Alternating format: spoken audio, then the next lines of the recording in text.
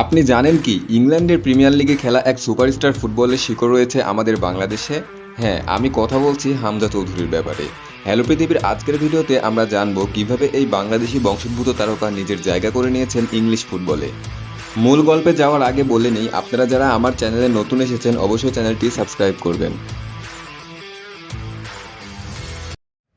হামজা চৌধুরী জন্মগ্রহণ করেছেন ইংল্যান্ডে, কিন্তু তার মা বাংলাদেশি সিলেটি বংশোদ্ভূত। ছোটবেলা থেকেই ফুটবলের প্রতি তার প্রবল আগ্রহ ছিল, আর সেই আগ্রহ তাকে নিয়ে গেছে প্রিমিয়ার লিগের মঞ্চে। হামজা চৌধুরীর ফুটবল ক্যারিয়ার শুরু হয়েছিল লেস্টার সিটির যুব দলে। সেখান থেকে তার অসাধারণ খেলা ও স্কিলের মাধ্যমে তিনি ধীরে ধীরে উঠে আসেন মূল দলে।